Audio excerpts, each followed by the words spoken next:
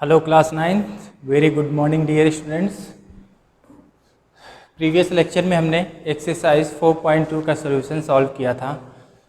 तो आज के लेक्चर में हम graph of a linear equation in two variable के बारे में डिस्कस करेंगे। जब आपकी कोई भी linear equation in two variable में आपकी एक इक्वेशन गिवन हो तो कैसे हम उसका ग्राफ प्लॉट करेंगे, आज हम उसके बारे में डिस्कस करेंगे। तो देखिए कैसे हम उसको ज्योमेट्रिकली रिप्रेजेंट करेंगे, कैसे हम ग्राफ पे उसको रिप्रेजेंट करेंगे। तो आज यही हमें आपको दिखाना है कि आप जब आपका linear equation in two variable कोई भी इक्वेशन गिवन हो तो हम उसको ज्योमेट्रिकली कैसे रिप्रेजेंट करेंगे। अब तक हमने क्या किया था, आपको कोई भी linear equation in two variable given होती थी तो आप उसका क्या फाइंड करते थे, सोल्यूशन। अभी भी आपको वही काम करना है, आपको उसका सोल्यूशन फाइंड करना है और फिर आपको उसको ग्राफ पे प्लॉट करना है। आपका एक स्टेप और बढ़ जाएगा। तो स्टार्ट करते देखिए, जब आपकी linear equation in two variable आपको ये गिवन है तो यहाँ से देखिए x क्या हो जाएगा 6 माइनस 2y, ये आपकी इक्वेशन हो जाएगी। अब आपको क्या करना है, जो आपकी ये इक्वेशन इसको ग्राफ पे प्लॉट करना है, ग्राफ पे रिप्रेजेंट करना है। जो आपका ग्राफ बनेगा वही जो ग्राफ होगा वो graph of a linear equation in two variable या पर्टिकुलर जो आपकी इक्वेशन होगी उसका हो जाएगा। तो इसके लिए आपको वही काम करना है जो आपने पहले भी किया है, सोल्यूशन फाइंड करना है। तो अब आप जो भी सोल्यूशन फाइंड करेंगे तो इसके लिए दो सोल्यूशन तो कंपलसरी है, एक बार x की वैल्यू 0 कर लीजिए और एक बार y की वैल्यू 0 कर लीजिए। ये दो सोल्यूशन आपके फिक्स होंगे, बाकी आप कितने भी और फाइंड करते रहिए, बट ये दोनों आपको फाइंड करना रहेगा हमेशा। और जो आप 4-5 सोल्यूशन फाइंड कर ले, मिनिमम आप कम से कम 4 सोल्यूशन फाइंड करिए, उसके बाद आप उस पॉइंट्स को या उस कोऑर्डिनेट को इस ग्राफ पे प्लॉट करना है आपको। तो देखिए हम स्टार्ट करते हैं। When x is equal to 0, अगर आपका x क्या हो जाए 0 तो देखिए ये क्या हो जाएगा, equation 0 is equal to 6 minus 2y। यहाँ से अगर आप सॉल्व करेंगे तो 2y इज इक्वल टू क्या हो जाएगा आपका 6 और यहाँ से आ जाएगा y इज इक्वल टू आपका 3। और देखिए आपको एक पॉइंट मिल जाएगा 0,3। दूसरा when y is equal to 0, दूसरा पॉइंट आपका y इज इक्वल टू 0। तो देखिए x is equal to 6 minus 2 into 0। यहाँ से देखिए आपका x is equal to 6 minus 0, तो x की वैल्यू जो आ जाएगी वो आपकी 6 आ जाएगी और जो आपका कोऑर्डिनेट हो जाएगा 6,0 हो जाएगा। अब आप कोई भी वैल्यू रखिए x y की, अब एज योर विश, ये दोनों आप फाइंड कर लेंगे तो आपको एक पर्टिकुलर रीजन मिल जाएगा और जितने भी आपके सोल्यूशन होंगे वो पर्टिकुलर रीजन के बीच में ही लाई करेंगे। बस यही दिखाना था हमें इससे। अब देखिए, अब आप x इस इक्वेशन से y इज इक्वल टू 1 ले लीजिए आप, तो देखिए x is equal to 6 minus 2 into 1, तो ये हो जाएगा आपका x is equal to 6 minus 2, यहाँ से x की वैल्यू आ जाएगी आपकी 4। तो हमारा जो कोऑर्डिनेट हो जाएगा आपका 4,1 हो जाएगा, पहले x फिर आपका y हो जाएगा। अब आप y की वैल्यू क्या ले लीजिए 2, अभी मैं प्लस में ही चल रहा हूँ, आप माइनस में भी ले सकते हैं, कोई दिक्कत नहीं है। तो x is equal to 6 minus 2 into 2, तो यहाँ से देखिए आपका x is equal to 6 minus 4, तो x की वैल्यू जो आ जाएगी आपकी वो 2 आ जाएगी। और जब आपका x 2 है तो y भी आपका कितना है 2 है। 4 हो गए, एक आध और आप राइट कर लीजिए, y इज इक्वल टू आप ले लीजिए 3, तो देखिए आपका क्या आएगा x is equal to 6 minus 2 into 3, तो देखिए आप x is equal to 6 minus 6, x की वैल्यू आ जाएगी 0। और अगर आपका y 3 है तो x आपका 0, तो आपको देखिए कोऑर्डिनेट हो जाएगा 0,3।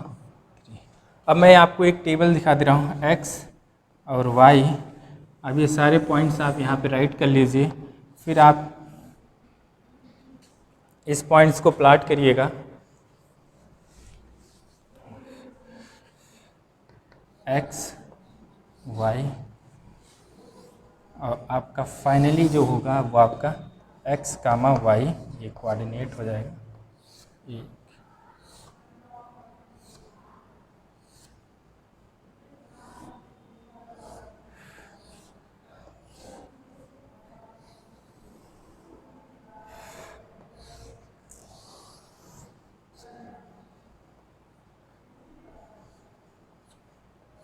देखिए पहले से देखते हैं, x अगर आपका 0 है तो ये आपका 3 है,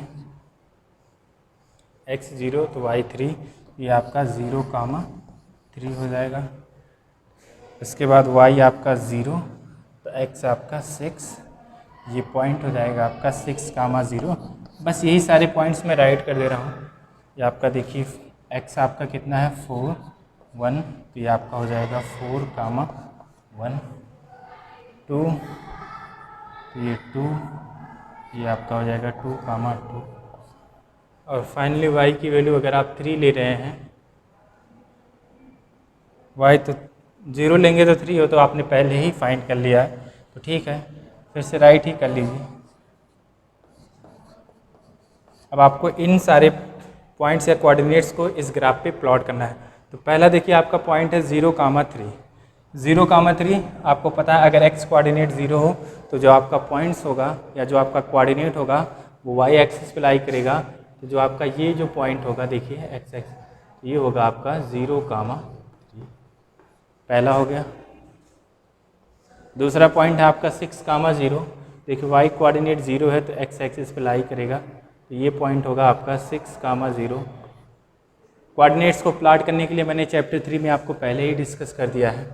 अब देखिए नेक्स्ट पॉइंट आपका 4 1, x एक्सिस पे प्लस का 4, y एक्सिस पे प्लस का 1, तो आपका देखिए ये जो पॉइंट आएगा,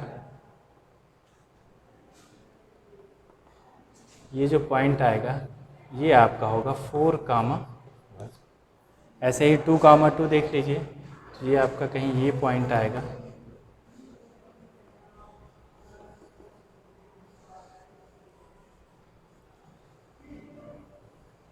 ये जो पॉइंट होगा आपका वो 2 कामा 2। अब आप इन पॉइंट से होते हुए एक लाइन ड्रा कर लीजिए। तो देखिए जब मैं आपको एक लाइन ड्रा कर रहा हूँ, ये देखिए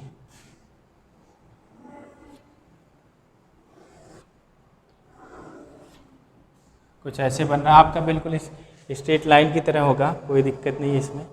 तो ऐसे आपका ये आएगा, और ये जो ग्राफ है ये आपका किस लाइन का है, x + 2y = 6, इस लाइन का ये ग्राफ है, और ये सारे आपके पॉइंट्स हैं। तो ऐसे ही हमें जो आपका क्वेश्चन होगा graph of a linear equation in 2 variable का, कुछ इस टाइप से करना होगा। सबसे पहले हमें जो भी आपको लीनियर इक्वेशन गिवन होगी उसके सॉल्यूशंस फाइंड करने हैं, कोऑर्डिनेट्स। तो मिनिमम आपको 4 तो करने ही है, 4 से ज़्यादा भी आप कर सकते हैं, कम से कम आपको मिनिमम आपको 4 कोऑर्डिनेट्स फाइंड करने हैं, 4 सॉल्यूशन फाइंड करने हैं। जो आपको सॉल्यूशन मिल जाएगा तो पहला x दूसरा y आप राइट करके उसको कोऑर्डिनेट बना लेंगे। फिर जो भी आपका कोऑर्डिनेट्स हो जाएगा तो उसको एक टेबल के फॉर्म में आप कर लीजिए, तो थोड़ा सा अच्छा लगता है देखने में, क्योंकि ज़्यादा फिर वो नहीं करना पड़ता है, आपका ईजी हो जाता है। देखिए x3 कोई भी इजीली चेक कर सकता है। तो ये हो जाएगा आपका टेबल। अब इस टेबल को आपको इस ग्राफ पे क्या करना है, रिप्रेजेंट करना है। अब आप एक एक कोऑर्डिनेट्स को क्या कर दीजिए, लाई कर दीजिए, और फिर आप उनको सारे पॉइंट्स को क्या कर दीजिए, ज्वाइन। ऐसे भी होंगे कि एक आध पॉइंट नहीं ज्वाइन होंगे, तो ऐसी कोई बात नहीं है, जितने पॉइंट ज्वाइन हो रहे हैं आपको ज्वाइन कर दीजिए, तो आपको एक लाइन मिल जाएगी। और जो ये लाइन है वो आपकी इस लीनियर इक्वेशन के लिए 2 वेरिएबल की ही लाइन होगी, इस लाइन को ही रिप्रेजेंट करेगा। तो ये था हमारा आज का टॉपिक और क्वेश्चन। अब नेक्स्ट लेक्चर में हम नेक्स्ट एक्सरसाइज या इस पे बेस्ड एक आध क्वेश्चन और करेंगे ग्राफ वाले पे।